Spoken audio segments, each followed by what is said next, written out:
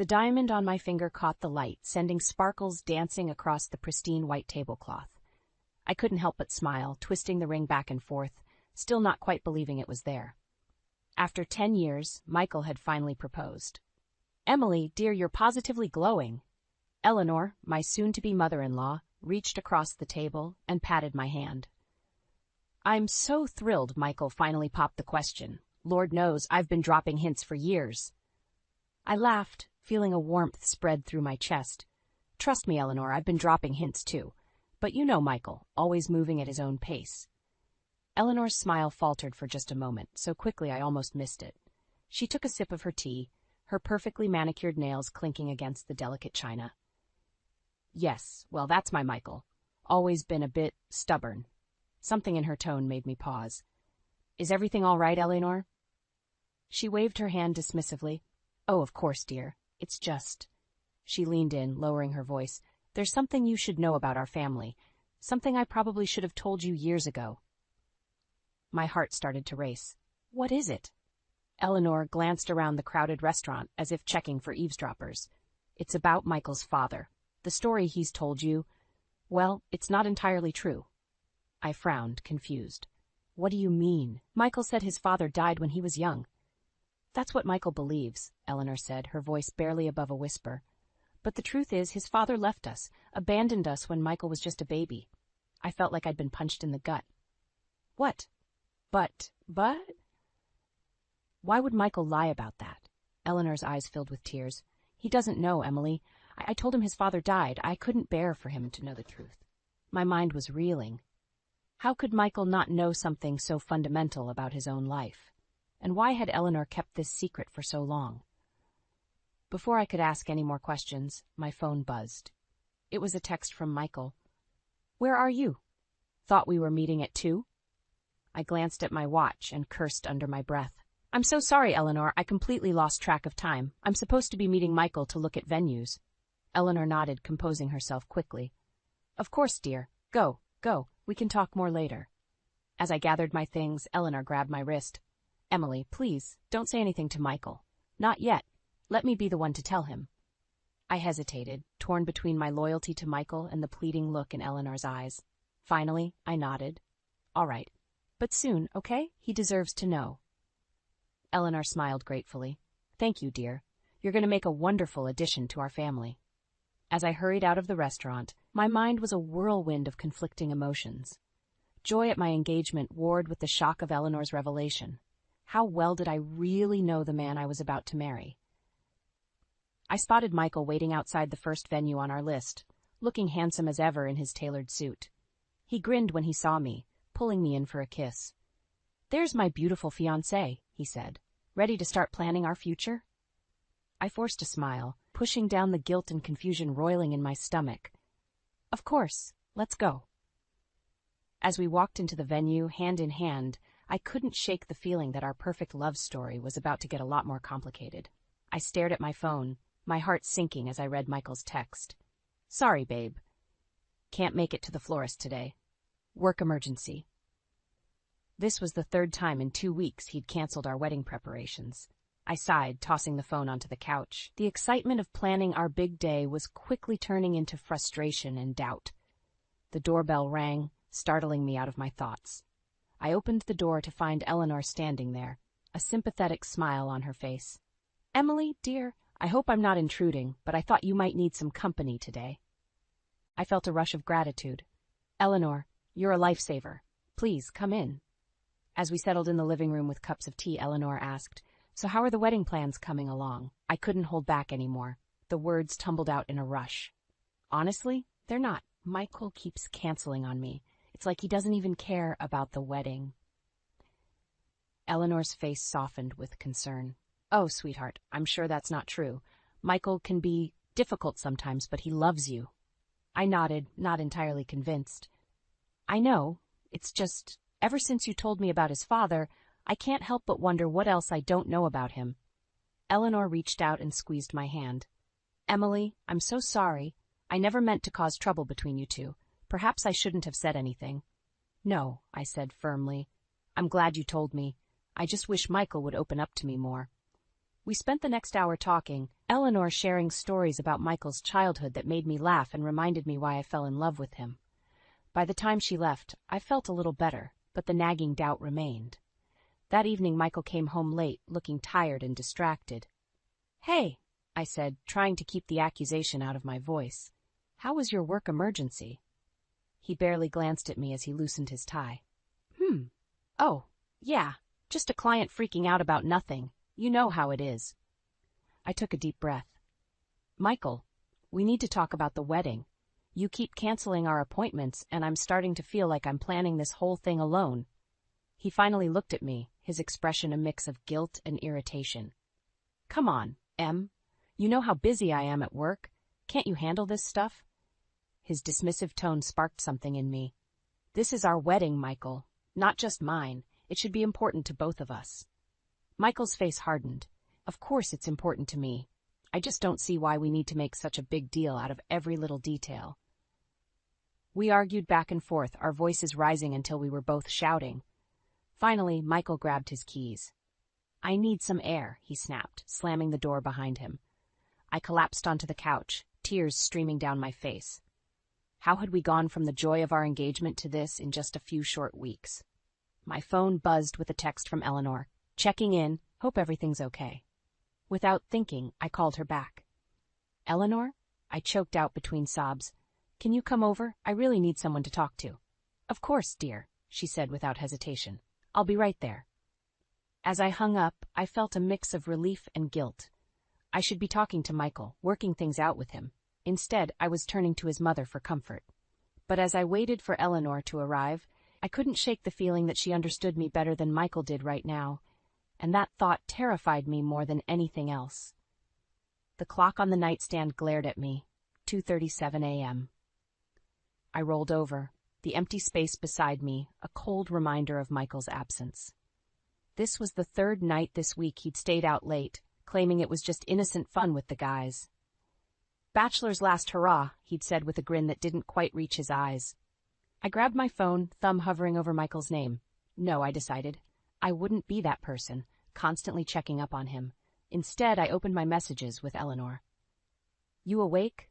I typed, then immediately regretted it. What kind of soon-to-be daughter-in-law texts her fiancé's mother in the middle of the night? To my surprise, a reply came almost instantly. "Can't sleep either? Want to talk?" Relief washed over me. "Michael's out again. I'm worried." "Come over for breakfast tomorrow. We'll chat." The next morning I found myself sitting at Eleanor's kitchen table, a steaming mug of coffee warming my hands. "I don't know what to do," I confessed. "It's like Michael's a different person lately." Eleanor's face was a mask of concern. "Has he said anything about his father?" I shook my head. "No, and I haven't brought it up. I'm scared it'll just make things worse." She reached across the table, squeezing my hand. "Emily, dear, I'm so sorry. I never meant for my secret to cause such trouble. It's not your fault," I assured her, "but I can't help feeling like there's something Michael's not telling me." Just then, my phone buzzed. A text from Michael. "Where are you? Woke up and you were gone." I showed Eleanor the message, my frustration bubbling over. "He's one to talk. He didn't even come home last night." Eleanor's expression hardened. "This isn't like Michael. Something's not right." As I typed a reply, another text came through. This one made my blood run cold. "Who's Vanessa? Why does she keep calling you?" I stared at the screen, confusion and anger warring inside me. "Eleanor, I don't know any Vanessa. What is he talking about?" Eleanor's face paled. "Oh, dear, I think I might know who Vanessa is." My heart raced. "What? Who?" She hesitated, then said softly, "Vanessa is Michael's father's new wife." The room spun. "What? But you said his father left when Michael was a baby. How could he?" "I'm so sorry, Emily. There's more to the story than I told you. Michael's father, he's been trying to reconnect. I've been keeping his messages from Michael, trying to protect him." I felt like I couldn't breathe. "So all this time Michael's father has been alive? Trying to contact him, and you've been hiding it?" Eleanor nodded, tears in her eyes. "I thought I was doing the right thing, but now, with Michael acting so strangely, I'm afraid he might have found out somehow." My mind raced. Could this explain Michael's recent behavior? The late nights, the secretiveness? Was he meeting with his long-lost father behind my back? "I have to go," I said, standing abruptly. I need to talk to Michael. Eleanor grabbed my arm. Emily, wait, please be careful. Michael, he can be like his father sometimes. Unpredictable when he's upset. Her words sent a chill down my spine. What exactly was she implying? As I drove home, my emotions swirled like a storm. Anger at Michael for lying, at Eleanor for keeping secrets, at myself for not seeing what was happening right in front of me. I pulled into our driveway, steeling myself for the confrontation to come. But as I opened the front door, I froze. The house was in chaos. Drawers pulled out, contents strewn across the floor. And there, in the middle of it all, stood Michael, a suitcase at his feet and a wild look in his eyes. Michael, I whispered, fear gripping my heart. What's going on?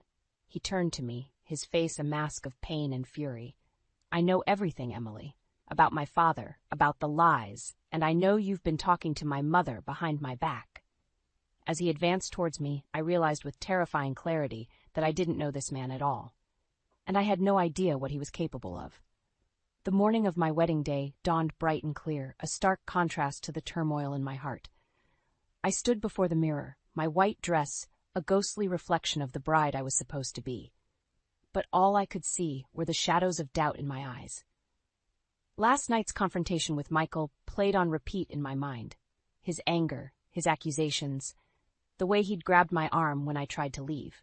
In the end, he'd broken down, sobbing about his father's betrayal and begging for forgiveness. We'd talked for hours and he'd promised to be better, to be honest from now on. But as I adjusted my veil, I couldn't shake the feeling that I was making a terrible mistake. A soft knock at the door interrupted my thoughts. Emily? Eleanor's voice called. Can I come in? I hesitated, then called out, Yes, come in. Eleanor entered, her eyes widening as she took in my appearance.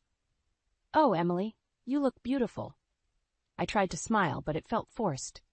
Thank you, Eleanor. She approached me, her face etched with concern. Are you sure about this, dear? After everything that's happened? I turned back to the mirror, avoiding her gaze. Michael explained everything. He was just upset about his father. We're going to work through it together. Eleanor's reflection frowned. Emily, I know my son. He's not always... Please, I interrupted, my voice sharper than I intended. I've made my decision. Eleanor nodded, her eyes sad. All right, dear, I just want you to be happy. As she left, I felt a pang of guilt. Eleanor had become such a source of comfort these past weeks, but she was still Michael's mother. I couldn't keep relying on her. The ceremony was a blur. I walked down the aisle, my eyes locked on Michael. He looked handsome in his tux, his smile bright and reassuring. But as I reached him, I noticed a slight tremor in his hands. We exchanged vows, Michael's voice steady as he promised love and fidelity. When it was my turn, I hesitated for just a moment, my doubts threatening to choke me. But I pushed through, the words leaving my lips even as my heart raced with uncertainty. I now pronounce you husband and wife, the officiant declared, and Michael pulled me in for a kiss. The small crowd of family and friends applauded, but it sounded distant and muffled to my ears. At the reception, I plastered on a smile, accepting congratulations and posing for photos. But my eyes kept drifting to Michael, watching as he downed glass after glass of champagne. Are you okay? I whispered during a quiet moment. He grinned, his eyes slightly unfocused. Never better, babe. We did it. As the night wore on, Michael became more boisterous, his laughter too loud, his movements unsteady. I saw Eleanor watching him with a mix of concern and resignation. Finally, as the last guests were leaving, Michael stumbled, nearly knocking over the gift table. I rushed to steady him, the smell of alcohol heavy on his breath. I think it's time we went home, I said softly. He laughed, pulling me close. Home? But the party's just getting started. I extricated myself from his grip, my patience wearing thin. Michael, please, you're drunk. His face darkened. Don't tell me what I am, he snapped, loud enough for the remaining guests to turn and stare. Embarrassment and anger flooded through me. This was supposed to be the happiest day of my life. Instead, I felt like I was drowning. Eleanor appeared at my side, her hand on my arm. Let me help you get him home, she offered quietly. I nodded, too tired to argue. As we maneuvered a protesting Michael into the car, Eleanor squeezed my hand. Remember, Emily, she said, her voice low and urgent, you always have a choice. As we drove away, Michael already passed out in the back seat, her words echoed in my mind. A choice. But what choice did I have now? I was married, for better or for worse. Looking at Michael's slumped form in the rearview mirror, I couldn't help but wonder, was this the worse I'd signed up for? And if so, how much worse could it get? I zipped up the last suitcase, my heart fluttering with a mix of excitement and apprehension. Our honeymoon to Bali was just hours away, a chance to escape the tension of the past few weeks and start our married life on a positive note. Maybe, just maybe, this trip would be the fresh start Michael and I desperately needed. As I wheeled the luggage to the front door, my phone rang. Michael's name flashed on the screen. "Hey, honey," I answered, trying to keep my voice light. "Are you on your way home? Our flight's in 4 hours." There was a pause, then Michael's voice came through, strained and hesitant. I have some bad news." My stomach dropped. "What is it?" "It's my mom," he said. "She's in the hospital, some kind of sudden illness. I'm with her now." I sank onto the couch, my mind reeling. "Oh my God, is she okay? What happened?" "The doctors aren't sure yet," Michael replied.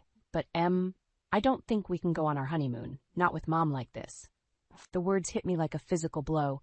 I closed my eyes, fighting back tears of frustration and disbelief. "Michael, are you sure?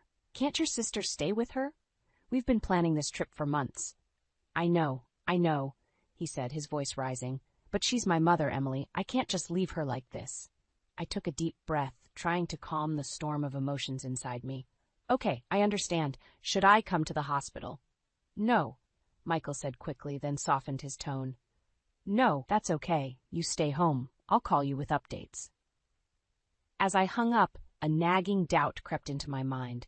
Something about Michael's tone, the way he'd refused my offer to come to the hospital, it didn't sit right. Before I could talk myself out of it, I dialed Eleanor's number. It rang several times before going to voicemail. I frowned, my unease growing. I paced the living room, my mind racing. What if Eleanor wasn't really sick? What if this was just another of Michael's lies? But why would he lie about this? Hours passed, and still no word from Michael.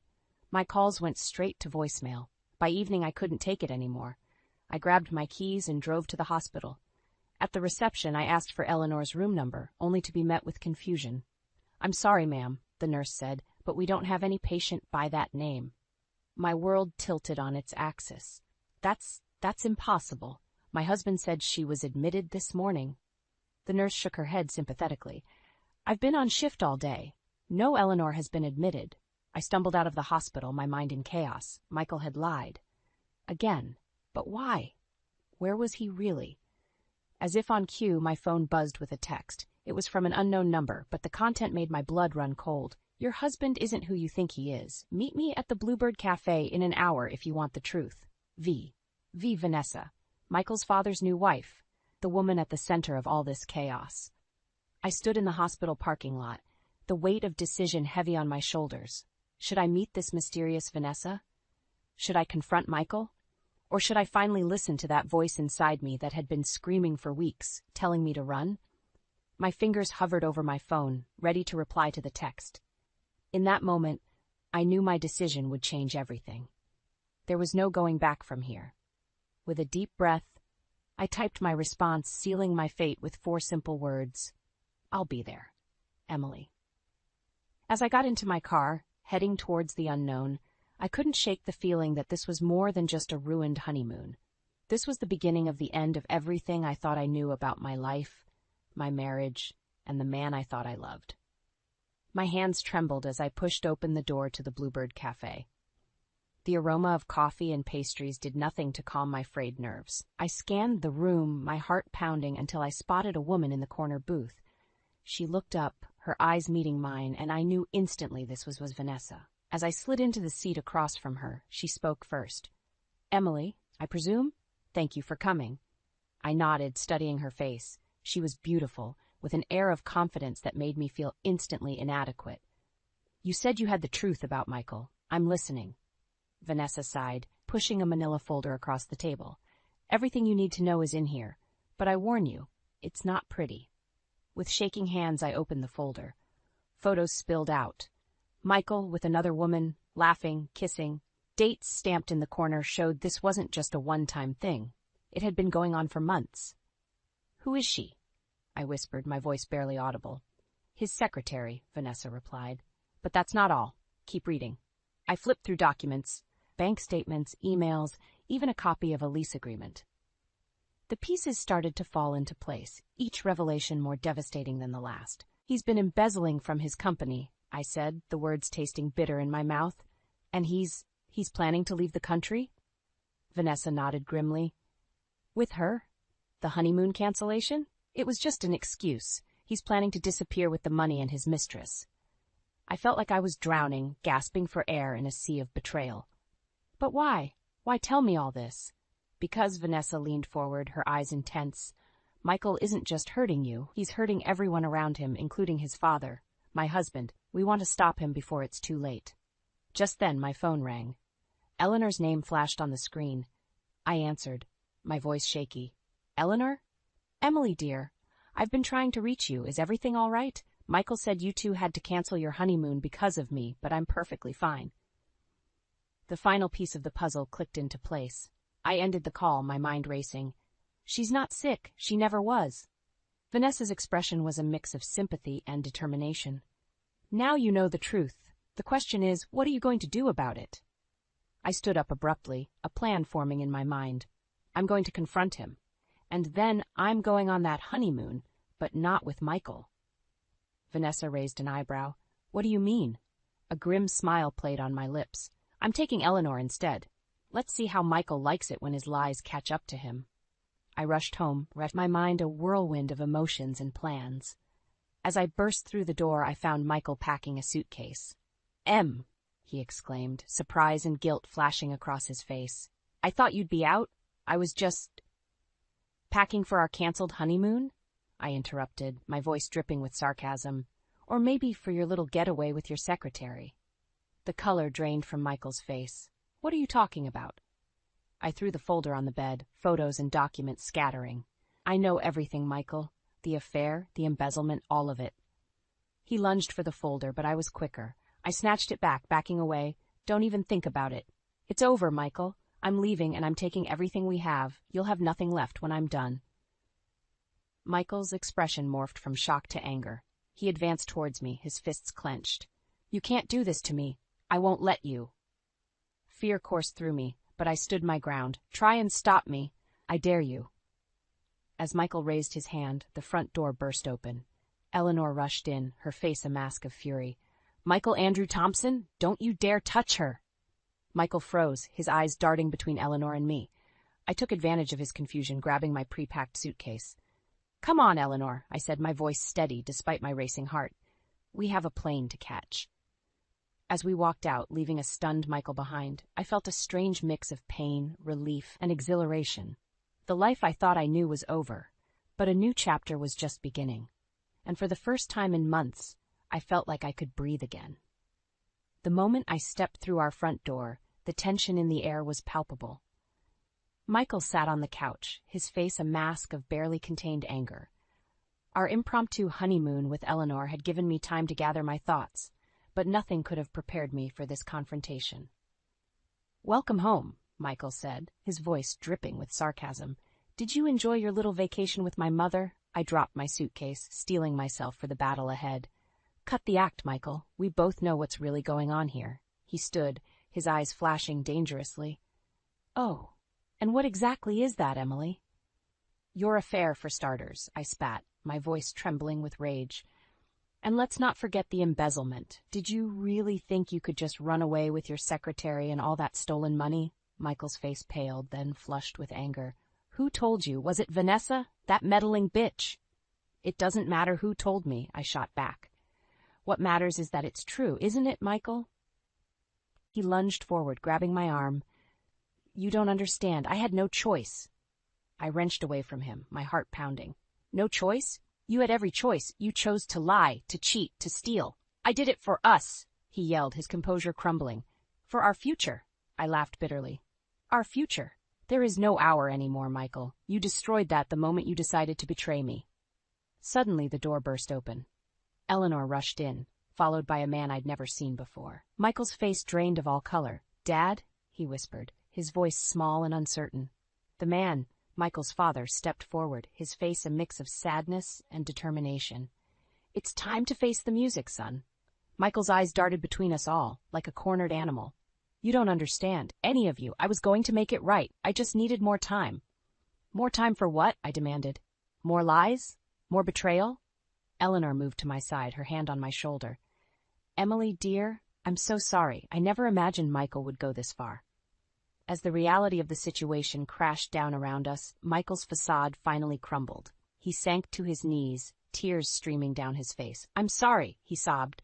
I'm so sorry. I didn't mean for it to go this far. But his words rang hollow in my ears. The man I thought I knew, the man I had loved for 10 years and married just weeks ago, was a stranger to me now. It's over, Michael, I said, my voice steady despite the turmoil inside me. I want a divorce. He looked up at me, his eyes pleading. Emily, please. We can work this out. I'll make it right, I swear.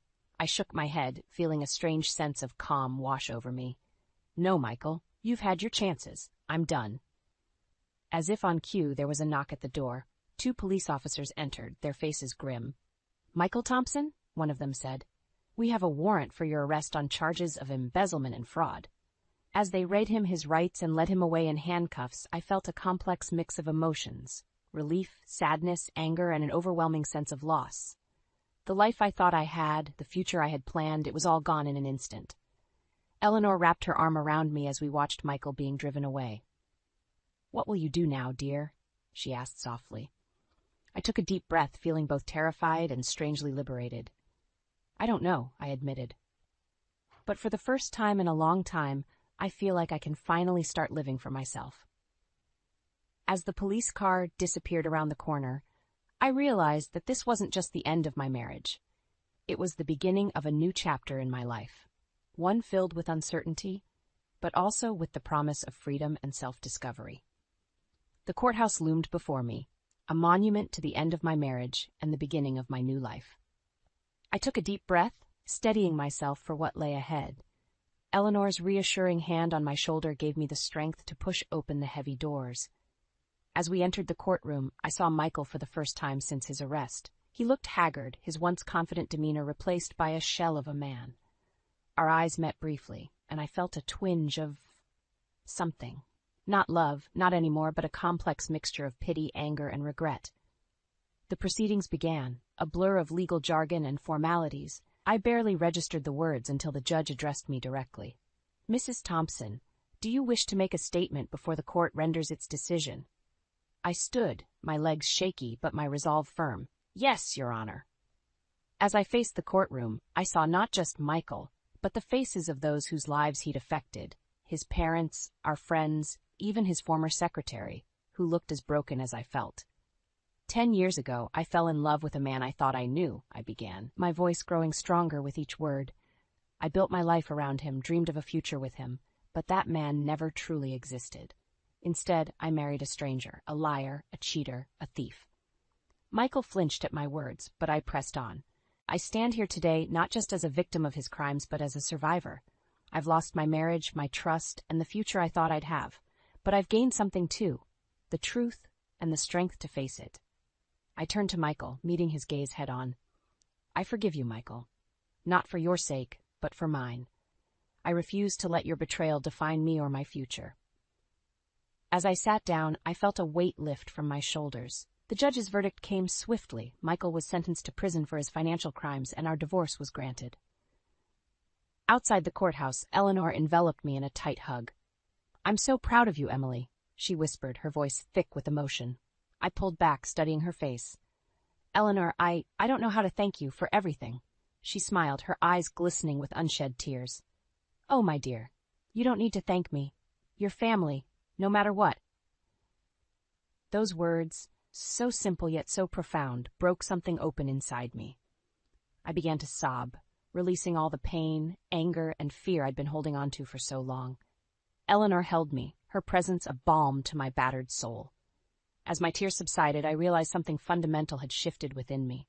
The betrayal still hurt, the wounds were still raw, but I was no longer defined by them. I was more than Michael's ex-wife, more than a victim of his deceit. I was Emily, strong, resilient, and ready to write my own story. What now?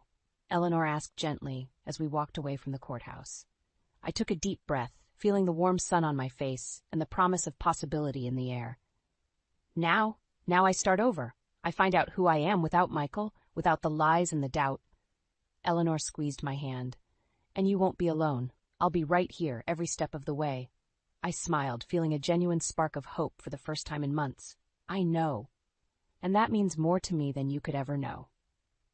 As we drove away, leaving behind the shattered remains of my old life, I felt a sense of peace settle over me. The road ahead was uncertain, filled with challenges I couldn't yet imagine. But I was ready to face them, armed with the truth, supported by unexpected friendships, and fueled by a newfound belief in myself. The betrayal that had nearly broken me had also set me free. And in that freedom, I found the strength to embrace the unknown, to forgive without forgetting, and to love again, starting with myself. As Eleanor and I planned a celebratory dinner, I realized that sometimes the most beautiful relationships can bloom from the ashes of betrayal. My story wasn't over, it was just beginning. And this time I would be the author of my own happily ever after. The note was sitting on my kitchen counter when I got home from selling my last painting. Cream-colored paper, Mom's careful handwriting in blue ink. Thank you for organizing everything, Maya. I know Amelia must have helped. I stared at those words until they blurred. Amelia didn't help. Amelia didn't even know I'd been planning this party for 3 months. My name is Maya, and I'm about to tell you how I spent $15,000 trying to buy my mother's love. Spoiler alert, it didn't work. You sold the Costa Rica piece? Kayla's voice crackled through my phone as I paced around my now half-empty apartment. The walls looked naked without my artwork covering them. Had to. The venue deposit was due yesterday. I kicked at a paint tube on the floor.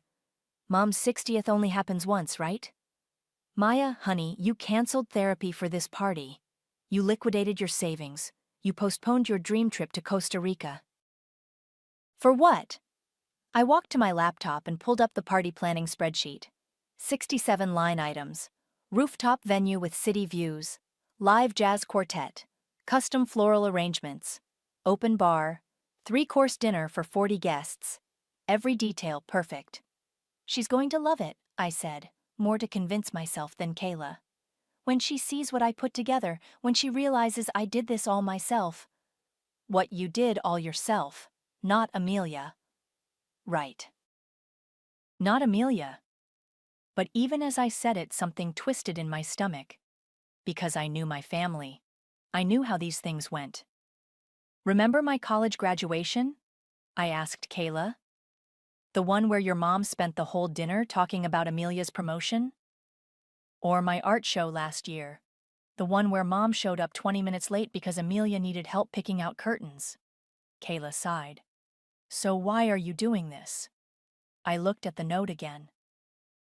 At those careful words that somehow managed to erase me, even while thanking me. Because maybe this time will be different. The next morning, I drove to the party supply store to pick up the custom banner I'd ordered. Gold lettering on cream fabric. Celebrating 60 years of Lorraine. Simple, elegant, expensive. The teenager behind the counter handed me the package. Big party? My mom's 60th. Rooftop venue. Live music. The works. Sounds amazing. She's lucky to have a daughter who cares so much. I smiled, but it felt fragile. I hope she thinks so. My phone buzzed. Text from Amelia. Can't wait for tomorrow. You're so sweet to help Mom with the party planning. Help. Not organize. Not plan. Not fund with my entire savings account. Help. I typed back. Actually, I planned the whole thing myself. 3 dots appeared, then disappeared. Then, of course, I just meant help in general. You know what I mean? I knew exactly what she meant. That afternoon, I sat in my car outside Mom's house, holding the custom portrait I'd painted of her. It had taken me weeks to get her expression right, the way she smiled in family photos, genuine but guarded. I'd used her favorite colors, soft blues and creams, and painted it on canvas I'd stretched myself. The front door opened before I could knock. Maya. Perfect timing. I was just telling Lillian about tomorrow. Mom stepped aside to let me in. Her best friend Lillian sat at the kitchen table, coffee cup in hand. "The party's going to be incredible," Lillian said. "Amelia really outdid herself with the planning." I felt my smile freeze. "Actually, I planned—" "Oh, you helped too, of course," Mom interrupted. "You girls work so well together." I held up the wrapped portrait. "I brought your gift early. I wanted to give it to you privately." Mom's face lit up as she unwrapped it. For a moment, just a moment, I saw real joy in her eyes. "Maya, this is beautiful. You're so talented. I painted it from that photo of you in the garden. Remember? The one from last summer. It's lovely, sweetheart. Really." She propped it against the wall.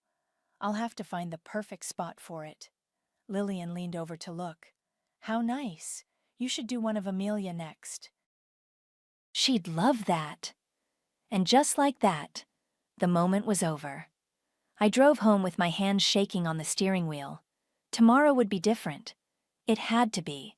I'd spent everything I had, sacrificed everything I wanted to make this party perfect. Tomorrow, they'd finally see me. I pulled into my driveway and checked my phone. Another text from Mom. "Thank you again for all your help with tomorrow. Amelia's going to be so surprised by how beautiful everything looks." I stared at that message until the screen went dark. The rooftop looked like something out of a magazine. Golden hour light streamed across the city skyline, casting everything in warm amber. The jazz quartet played softly in the corner, while guests mingled around cocktail tables draped in cream linens. White roses and baby's breath cascaded from tall centerpieces, exactly like the Pinterest board I'd obsessed over for weeks. I stood near the bar, watching my family laugh and dance. My cousin Jordan spun his wife around to the music. Uncle Taylor chatted with some of Mom's old friends. Everyone looked happy, relaxed, perfect. "Maya!" Aunt Sarah grabbed my arm. "This is absolutely stunning. You must be so proud." "Thank you." I wanted everything to be perfect for Mom. Well, you certainly delivered. The flowers alone must have cost a fortune. I smiled and excused myself to check on the catering. The servers were setting up the dinner stations, everything running smoothly. I'd coordinated every detail down to the minute. "There's my party planner." Mom appeared beside me, radiant in the navy dress I'd helped her pick out. "Everything looks incredible, sweetheart. I'm so glad you love it." "Happy birthday, Mom." She squeezed my hand. I can't believe Amelia managed to pull all this together with her busy schedule. My stomach dropped. "Mom, Amelia didn't—" "Maya!" Amelia's voice cut through the music. She glided over in a flowing emerald dress, looking effortlessly elegant. "Isn't this amazing? I can't believe how perfectly everything came together." She hugged Mom, then turned to me with that practiced smile. "You did such a good job helping me execute the vision." "I didn't help execute anything. I planned this entire party myself." Amelia laughed, that tinkling sound she made when she was about to say something cutting. "Of course you did so much work. I couldn't have done it without you handling all the little details."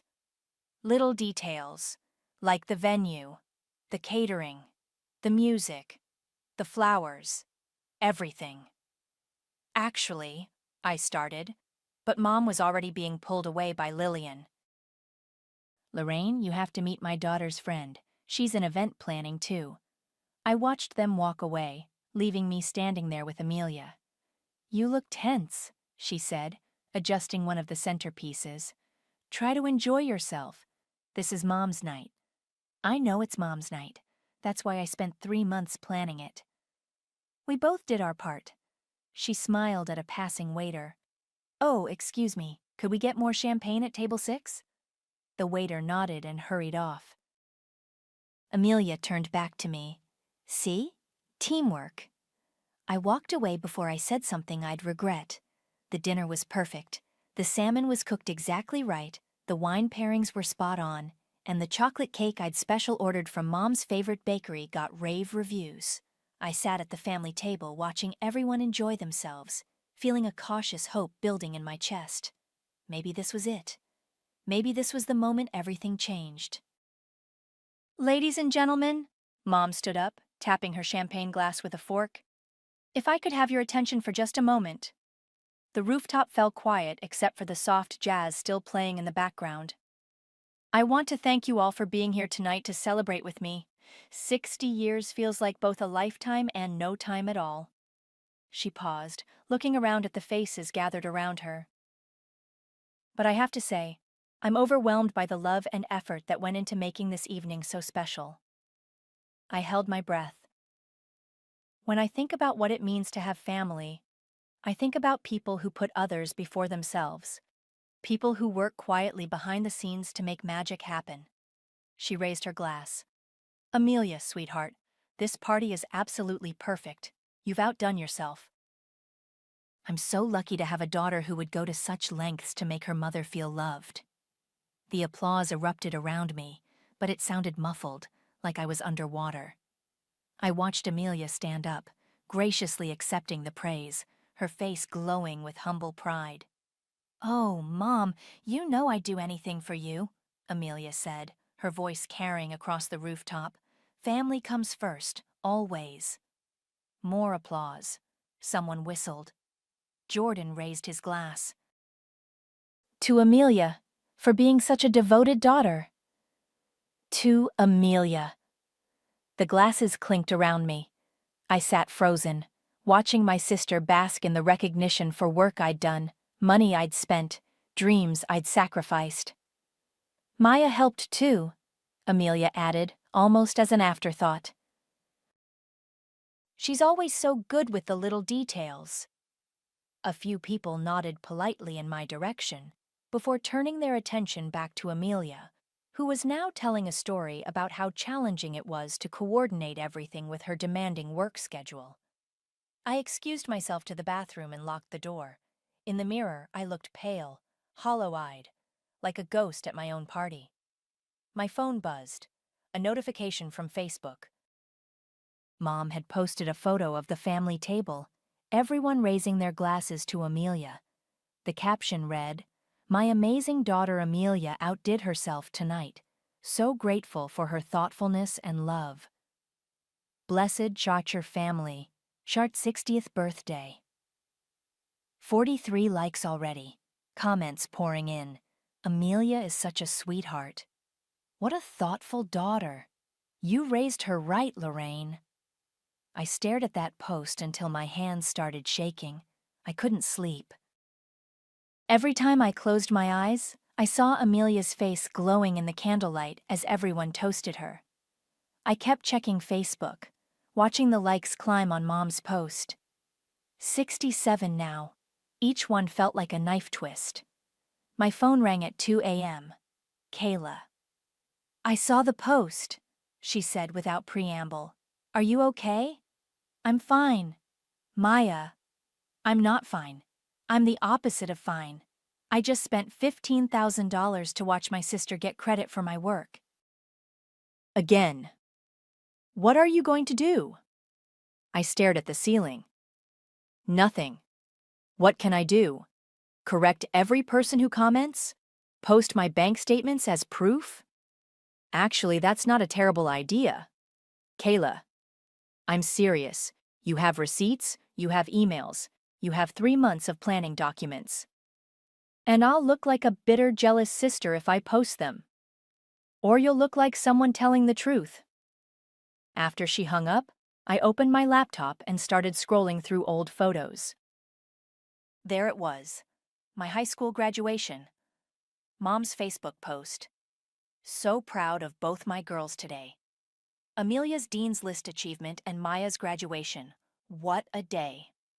Amelia had graduated 3 years earlier. She wasn't even at my ceremony. My college graduation. Celebrating Maya's big day. Amelia drove 4 hours to be here for her sister. The photo showed Amelia on her phone during my speech. My first art show. Maya's opening night. So grateful Amelia could take time from her busy schedule to support family. Amelia had shown up 20 minutes before closing, stayed for 10 minutes, and left early for a date. Every milestone, every achievement, somehow became about Amelia's sacrifice or support. Even when she wasn't there. Even when she actively made things worse. I kept scrolling. Found the text thread from last month when I was planning the party. Me. Hey, can you help me pick a caterer for Mom's party? Amelia. Super swamped with work. You're so good at this stuff anyway. Just pick whatever you think is best. Me.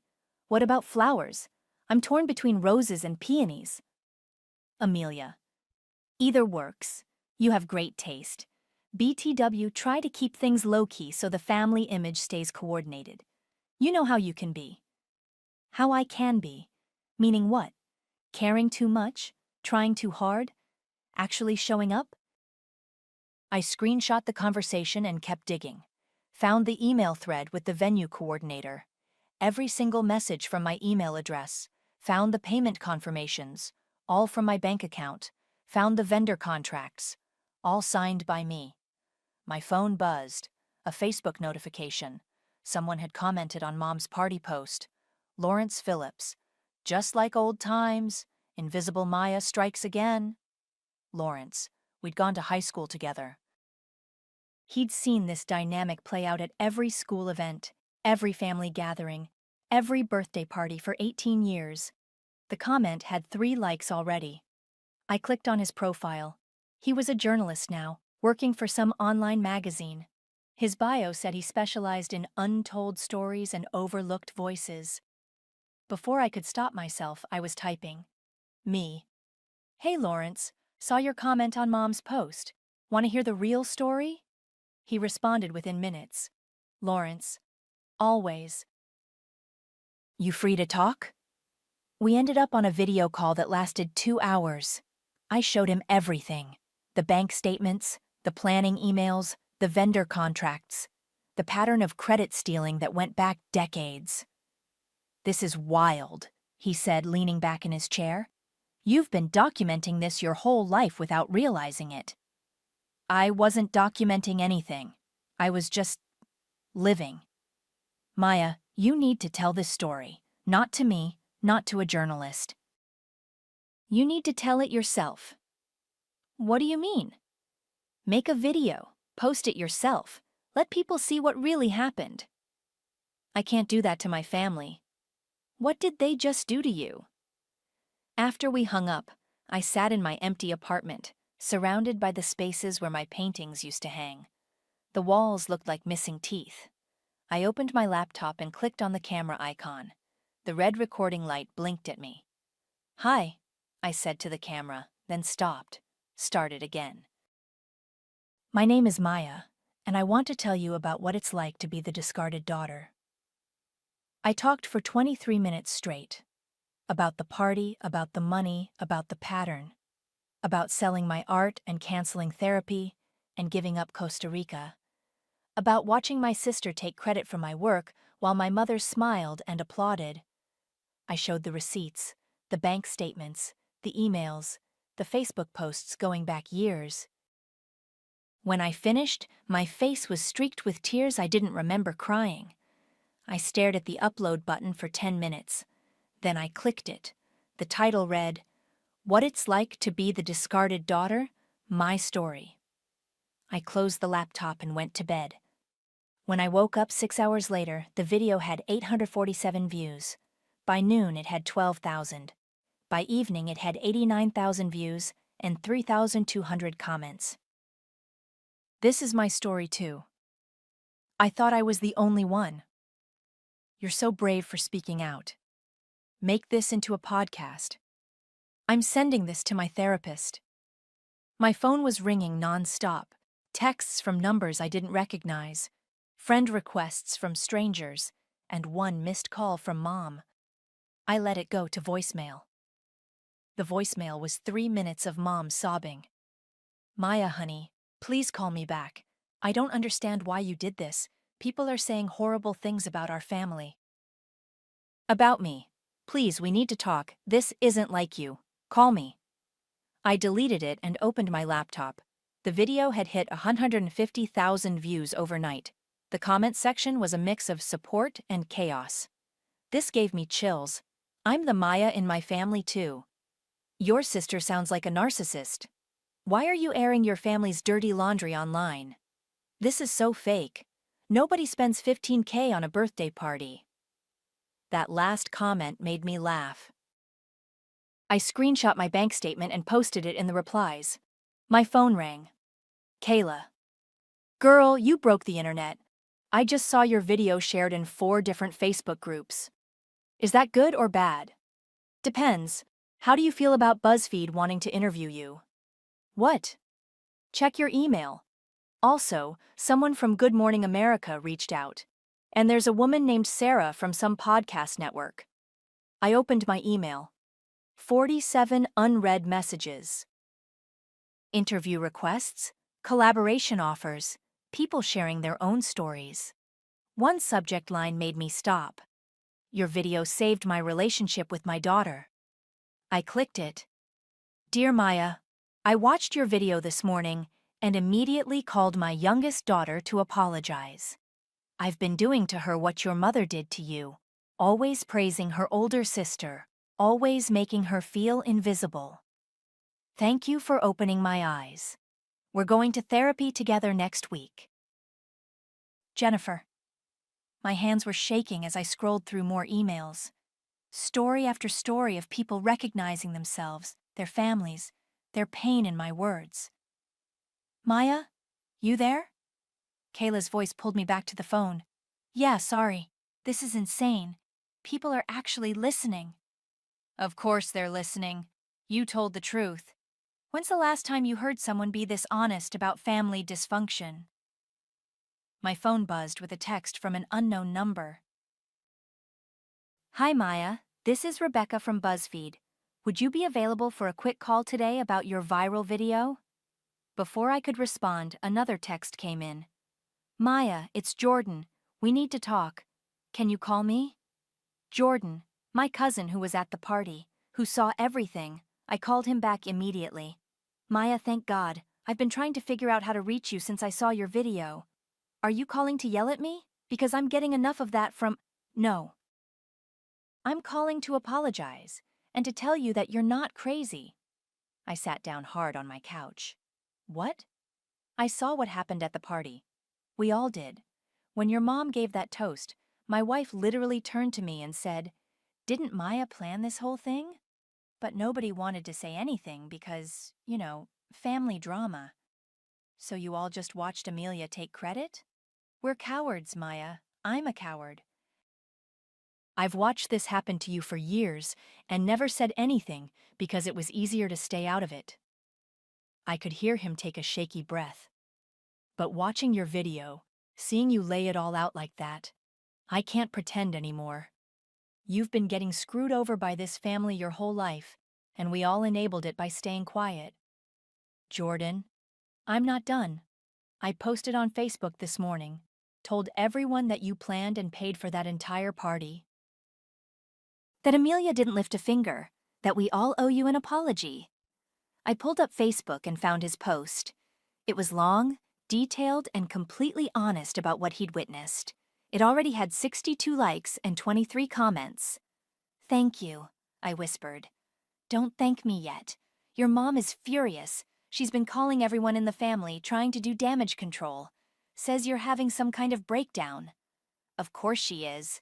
But here's the thing, not everyone's buying it. Uncle Taylor called me an hour ago. He said he's been thinking about your graduation party when you were 16. Remember? When Amelia organized it, but you did all the work. I remembered. I'd made all the food, decorated the backyard, invited everyone. Amelia showed up an hour before guests arrived and started directing people around like she'd planned everything. He remembers too. Says he's ashamed he never spoke up. My phone was buzzing with more texts, more emails, more notifications. The video had hit 200,000 views. Jordan, I have to go. The media wants to interview me. Good. Tell your story. All of it. Some of us should have been telling it years ago. After we hung up, I opened the BuzzFeed email and typed back, "Yes, I'm available to talk."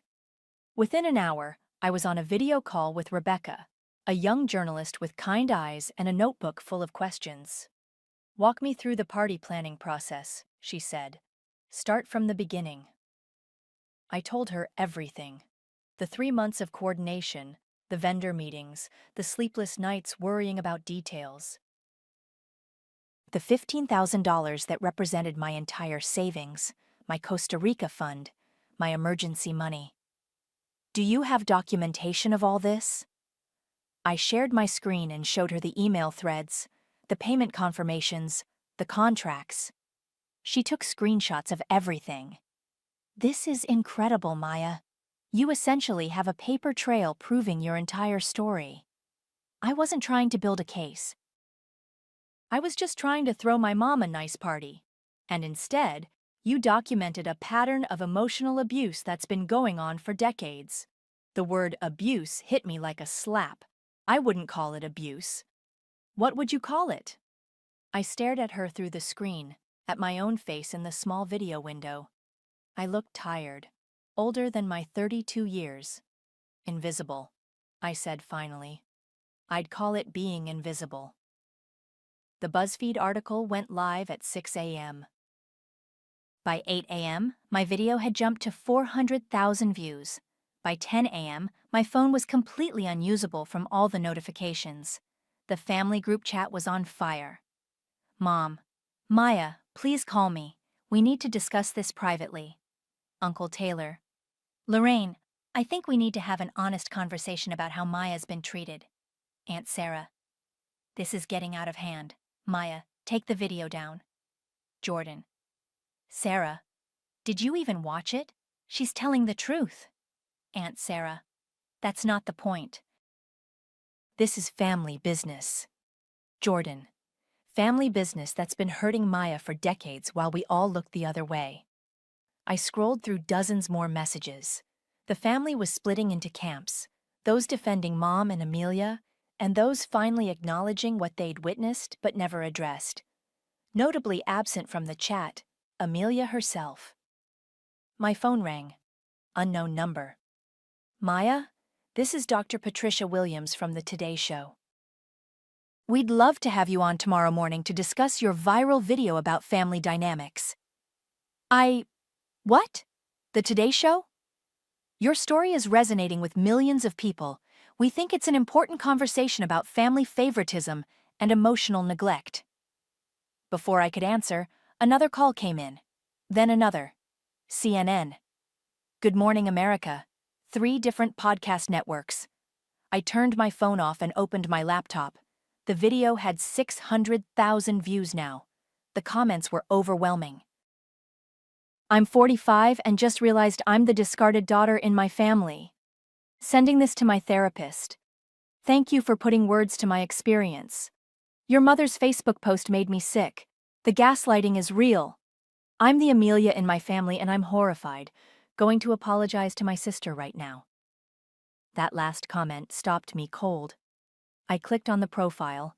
A woman named Jessica from Portland.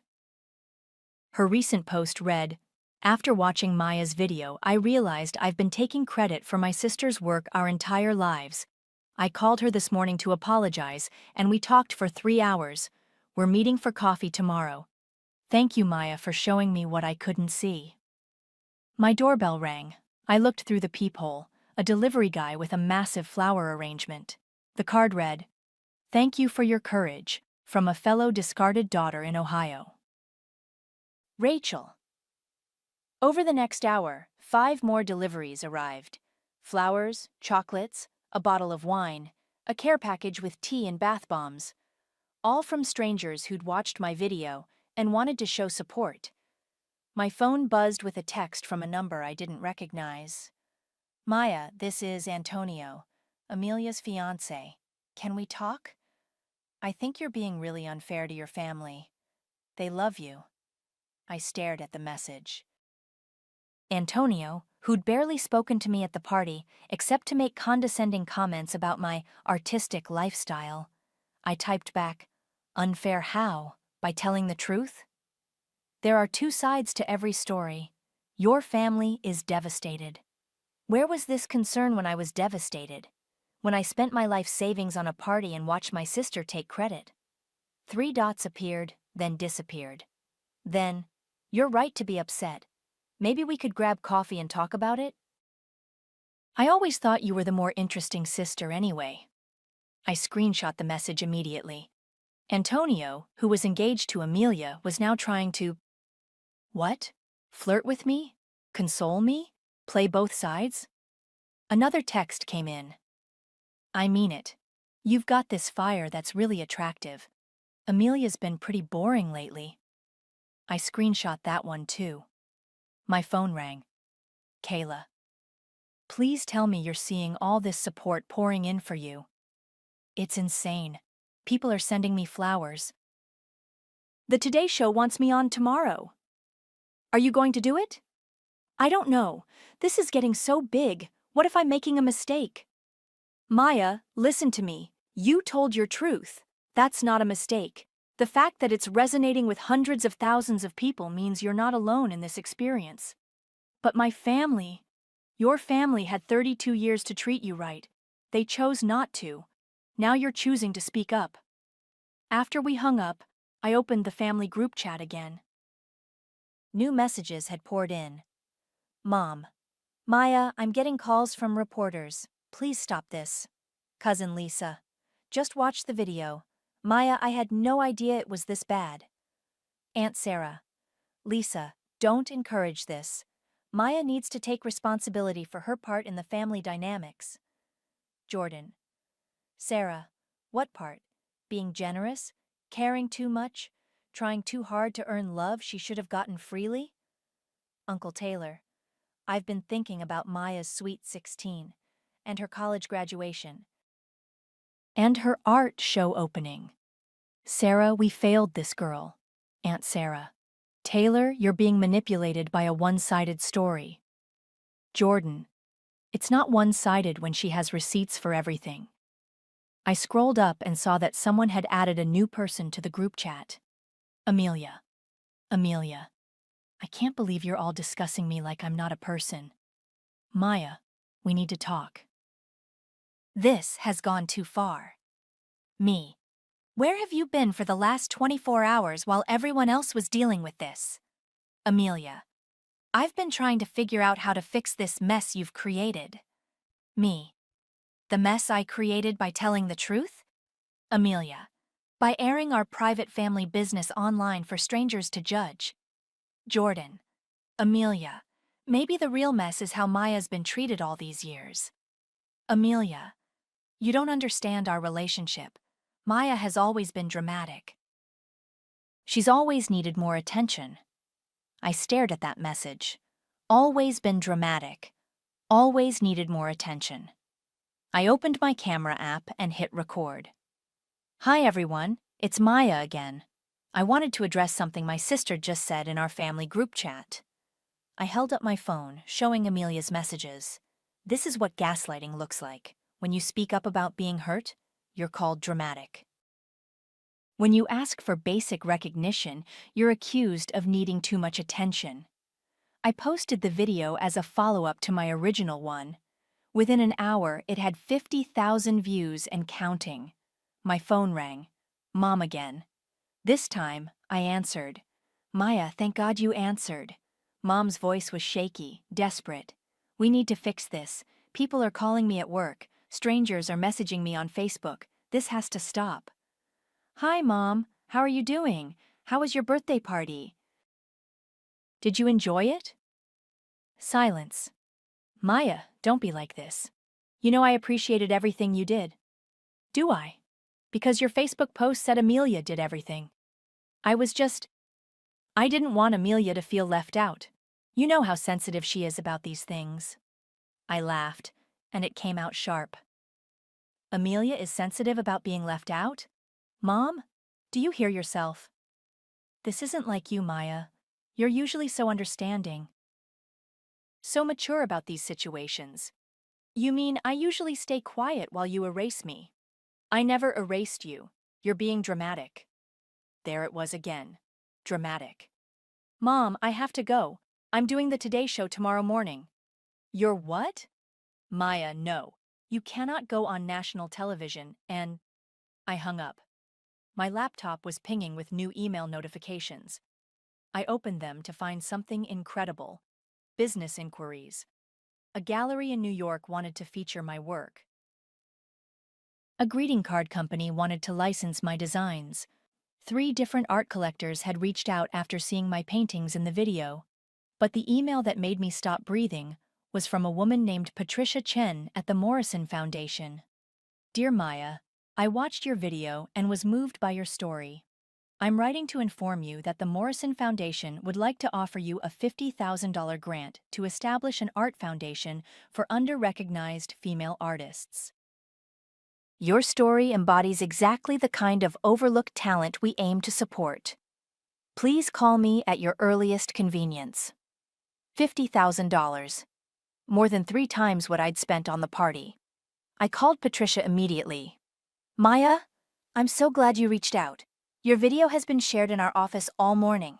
We've been looking for someone to spearhead a new initiative, and your story is exactly what we need. I don't understand. You want to give me money to start an art foundation? We want to fund your vision. You spoke about being discarded, overlooked. There are thousands of female artists in the same position. We want you to create a platform for them. I've never run a foundation before. But you've lived the experience. That's what matters. We'll provide mentorship and resources. The first grant should be named something meaningful to you.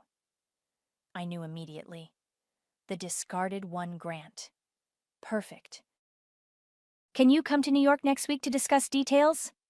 After we hung up, I sat staring at my laptop screen. In 2 days, I'd gone from invisible to having my own foundation. My phone buzzed. A text from Antonio. Saw your follow-up video. You're really going scorched earth, aren't you? I respect that. Coffee offer still stands. I screenshot it and typed back. Does Amelia know you're texting me? What Amelia doesn't know won't hurt her. She's been pretty cold lately anyway. All this stress from your video. Another screenshot. Then I had an idea. You know what, Antonio? Let's grab that coffee. Tomorrow at 2 p.m. Cafe Luna downtown. Really? Great. Looking forward to it. I wasn't planning to show up. I was planning something better. I opened my camera app and started recording. Hi everyone, quick update. I'm launching an art foundation for under-recognized female artists, funded by the Morrison Foundation. The first grant will be called The Discarded One, for artists whose work has been overlooked, stolen, or credited to others. I paused, looking directly into the camera. I'm also sharing some interesting messages I've been receiving. I held up my phone, showing Antonio's texts. I'd blurred out his number but left his name visible. This is from my sister's fiancé. The same man who barely acknowledged me at the party is now sliding into my DMs, calling my sister boring and asking me out for coffee, while engaged to her. I posted the video and waited. It took exactly 17 minutes for my phone to explode. The family group chat was chaos. Jordan. Antonio, what the hell? Uncle Taylor. Is this real? Amelia, are you seeing this? Aunt Sarah. Maya, this is too far. You're destroying relationships now. Me. I'm not destroying anything. I'm just showing what was already broken. My phone rang. Amelia. Maya, you vindictive bitch. How could you do this to me? Do what? Show people what your fiancé is really like? You're trying to ruin my engagement. I didn't send those texts, Amelia. He did. You could have handled this privately. Like how you privately took credit for my work. Like how Mom privately erased me from her Facebook posts. This is different. No, it's not. It's just the first time the truth is inconvenient for you instead of me. She hung up. Within an hour, the video had 100,000 views. The comments were brutal. Antonio is trash. Amelia deserves better, but also karma. The golden child's perfect life is crumbling. I feel bad, but also, don't. This family is toxic, top to bottom. Maya is serving justice on a silver platter. My phone rang again. Unknown number. Maya, this is Jennifer from People magazine. We'd like to do a feature story on your family situation and the foundation launch. Are you available for an interview? I looked around my apartment. The walls were still bare from selling my paintings, but now they'd be filled again, with new work. Work that would be credited to me. Yes, I said. I'm available. That night, I got a text from Jordan. Antonio's been calling everyone, trying to explain the messages. Says you took them out of context. Nobody's buying it. Amelia kicked him out. She's staying at Mom's. I typed back. How's Mom handling all this? Not well. Lillian stopped returning her calls. Half her book club saw your video. She's talking about family loyalty and airing dirty laundry. But people are asking questions she can't answer. Good. Maya, are you okay? This is getting really intense. I looked at my laptop, at the foundation paperwork I'd been filling out, at the interview requests piling up in my inbox. I'm better than okay, Jordan. For the first time in my life, I'm visible. The Today Show interview aired on Thursday morning. By Thursday afternoon, my doorbell was ringing nonstop. I'd stopped answering it after the third news crew showed up wanting a follow-up interview. So when the doorbell rang at 6 p.m., I ignored it like all the others. Then I heard her voice through the door. Maya, I know you're in there. We need to talk. Mom. I looked through the peephole. She was alone, holding a manila envelope, her face puffy from crying. I opened the door but didn't invite her in. What do you want, Mom? Can I come in, please? I drove 3 hours to get here. I stepped aside. She walked into my living room and looked around at the bare walls, the empty spaces where my paintings used to hang. You sold everything. I had to, for your party. She flinched like I'd slapped her. Maya, I never asked you to. You didn't have to ask. I thought if I made it perfect enough, you'd finally see me. She sat down heavily on my couch, clutching the envelope. I do see you. I've always seen you. Really? Then why did you give Amelia credit for my work? I didn't mean to. I was just trying to make her feel included. By excluding me? You're so capable, Maya. So independent. Amelia needs more encouragement. I stared at her. Mom, do you hear what you're saying? You're telling me that because I'm strong, I deserve less love. Because I can handle being ignored, it's okay to ignore me. That's not what I meant. That's exactly what you meant, and you've been doing it my whole life.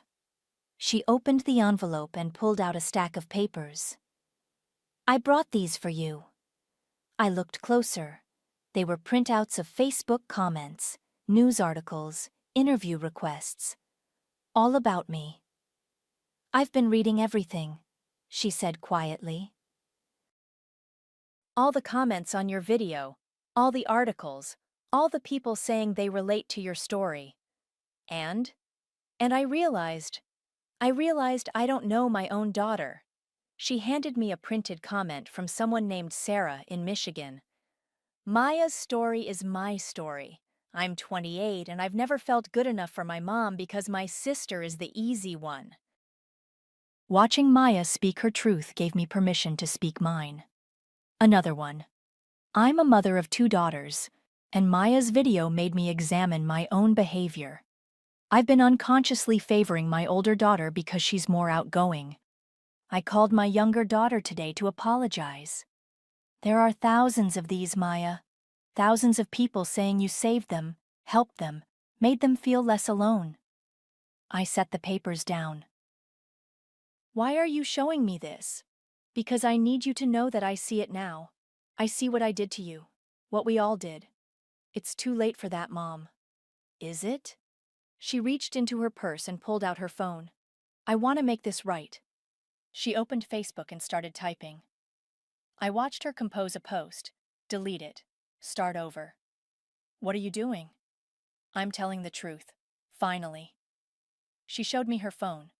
The post read, I owe my daughter Maya a public apology. She planned and paid for my entire 60th birthday party while I gave her sister all the credit. This is a pattern I've perpetuated for years, overlooking Maya's contributions while praising Amelia's. Maya, I'm sorry. You deserved better from me. You've always deserved better. Don't post that because you feel guilty about the media attention. I'm not posting it because of the media. I'm posting it because it's true. She hit publish. Within minutes, the comments started rolling in. Supportive messages, people sharing their own stories, family members chiming in with their own apologies. Jordan commented, About time, Aunt Lorraine. Maya deserved this acknowledgement years ago. Uncle Taylor, proud of you for doing the right thing, sis. But then I saw another comment that made my stomach drop. Amelia, Mom, how could you? You're throwing me under the bus for Maya's tantrum. I can't believe my own mother is siding with strangers on the internet over her own daughter. She's not going to forgive you for this, I told Mom. Maybe not. But I can't keep protecting her feelings at the expense of yours. My phone started ringing. Kayla. Maya, are you seeing your mom's Facebook post? It's being shared everywhere. She's here. She drove down to apologize in person. How do you feel? I looked at Mom, sitting on my couch, staring at her phone as more comments poured in. She looked smaller somehow. Older. I don't know yet. After Kayla hung up, Mom and I sat in silence for a while. I brought something else, she said finally. She reached into her purse and pulled out the portrait I'd painted of her, the one I'd given her before the party. I want you to have it back. Why? Because I don't deserve it. Not yet. Maybe someday, if I can prove I've changed, you'll paint me another one. But this one was painted by a daughter who still believed her mother loved her unconditionally. I broke that. She set the painting on my coffee table and stood up. I should go. I know you probably need space to process all this. Mom, wait. She turned back. The foundation I'm starting. The first grant is called The Discarded One. It's for artists whose work has been overlooked or credited to others. She nodded, tears in her eyes. That's perfect. You're going to help so many people. I'm having the launch party next month. Same rooftop where your birthday was. That's fitting. I want you to know you're not invited. She nodded again, not arguing. I understand. But maybe someday, if things change, if you really change. I hope so, Maya. I really hope so. After she left, I sat holding the portrait I'd painted of her. In it, she was smiling that guarded smile, the one she wore in family photos. The one that said everything was perfect when it wasn't. I propped it against the wall where it could catch the evening light. Maybe someday I'd paint her again. But if I did, it would be different. It would be honest. The rooftop looked completely different this time. Instead of cream and gold, everything was painted in bold colors, deep purples, electric blues, vibrant oranges. My paintings hung on easels around the space, each one tagged with a small placard. Maya Marshall, founder, The Discarded One Foundation. 5 minutes until showtime, Kayla said, adjusting the microphone at the podium. You ready for this? I looked out over the city skyline, the same view I'd stared at during Mom's party while watching Amelia take credit for my work. Tonight, 100 people were here to celebrate something I'd built from scratch. I'm ready. The guests started arriving. Art collectors, journalists, other artists who'd applied for grants. Patricia from the Morrison Foundation flew in from New York. Lawrence, the high school friend whose Facebook comment had started everything, brought his photographer to document the event. Maya! A woman with short gray hair approached me. I'm Dr. Susan Martinez. I've been following your story since the beginning. I'm a family therapist, and I've started using your video in sessions with clients who struggle with similar dynamics. Really? Your story gave them language for experiences they couldn't articulate. You've helped more people than you know. As the evening went on, I met person after person who'd been touched by my story. A woman who'd finally confronted her mother about favoritism. A man who'd recognized his own pattern of overlooking his quieter daughter. An artist who'd stopped letting her sister take credit for her work. Ladies and gentlemen, I said into the microphone as the crowd gathered, thank you for being here tonight. This rooftop holds special significance for me. It's where I learned that sometimes the people who claim to love you the most can make you feel the most invisible. I looked out at the faces, strangers who'd become supporters, friends who'd always believed in me, family members who'd finally found their voices. But it's also where I learned that visibility isn't something you wait for someone else to give you. It's something you create for yourself. I gestured to the paintings around us. Every piece you see tonight was created by an artist whose work has been overlooked, undervalued, or credited to someone else. Tonight, we see them. We celebrate them. We fund their dreams. The applause was thunderous. The first discarded one grant goes to Maria Santos, whose murals have been transforming her community for years, while her male colleagues got the gallery shows. Maria stepped forward, tears streaming down her face. Thank you for seeing me, she whispered as I handed her the check. Thank you for never stopping your work, even when no one was looking. The evening continued with more grant presentations, more stories of recognition finally given. I was talking to a journalist when I saw a familiar figure at the edge of the crowd. Jordan. He approached cautiously. Maya, I hope it's okay that I came. I know you didn't invite family, but I wanted to support what you're building here. You were the first person to publicly back up my story. You're not just family, you're an ally. How are you doing? Really? I looked around the rooftop, at the celebration of work that would have remained invisible without this platform. I'm good, Jordan. Better than good. And Mom? Amelia? Mom's been going to therapy. She sends me updates sometimes, but we're not ready to rebuild yet. Maybe someday. And Amelia? Amelia started her own blog about being canceled by family. It has 12 followers. Jordan laughed. What about Antonio? Last I heard, he was sliding into some influencer's DMs. Amelia dodged a bullet there. As the evening wound down, I found myself alone on the rooftop for a moment, looking out at the city lights. My phone buzzed with a text from an unknown number. Hi Maya, this is Emma. I'm 16, and I watched your video with my mom. We've been talking about our family dynamics, and she's finally seeing how she's been treating me versus my sister. We're going to therapy together. Thank you for giving me hope that things can change.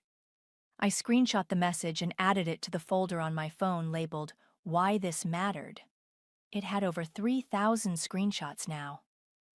Maya? Kayla appeared beside me. The photographer wants one more shot of you with your paintings. I walked over to where my artwork was displayed.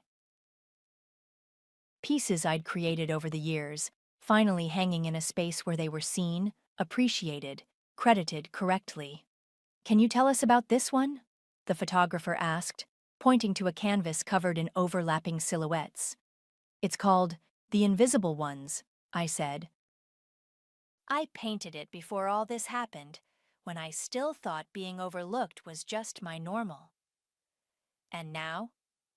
I looked around the rooftop, at the empty champagne glasses and the grant recipients still chatting excitedly about their projects, at the business cards scattered on tables and the contact information exchanged, at the foundation I'd built from the ashes of my family's dysfunction. Now I know that being discarded by some people just means you're free to be claimed by the right ones. The photographer smiled. Perfect. That's your quote for the article.